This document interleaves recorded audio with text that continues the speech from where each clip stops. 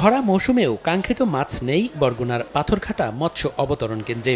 দফায় দফায় বৈরী আবহাওয়ার কারণে মাছ শিকার বিঘ্নিত হওয়ায় অবতরণ কেন্দ্রের এমন দশা। ৬৫ দিনের নিষেধাজ্ঞার পর গত ২ মাসে নিম্নচাপের কারণে প্রায় ১ মাস মাছ শিকার করতে পারেননি জেলেরা। প্রস্তুতি নিয়ে গভীর সাগরে গিয়ে আবহাওয়ার কারণে তড়িঘড়ি করে ফিরতে হয়েছে তীরে। এতে একদিকে যেমন অর্থনৈতিকভাবে ক্ষতিগ্রস্ত হয়েছেন, অন্যদিকে সাগরে খোয়া গেছে লাখ লাখ টাকার জাল ও দড়ি। 10 ফলট 20 ফলট জাল লইয়ে গেছে ভাই। এখন তো আমরা পুরো লসে আছে, ইনকাম আমাদের নাই ভাইয়া।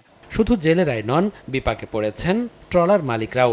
৩ থেকে ৩.৫ লাখ টাকা খরচ করে প্রতিবার সাগরে ট্রলার পাঠালেও উঠছে না খরচের টাকায়। আর মাছের সরবরাহ কমায় বেড়েছে দাম। বড় একটা বোট পাঠাইতে 3 লক্ষ টাকা খরচ হয় কমপক্ষে, কিন্তু আসে খালি হাতে। বরগুনায় নিবন্ধিত ৩৭,০০০ জেলে রয়েছেন, যার মধ্যে সমুদ্রগামী জেলের সংখ্যা ২৭,০০০।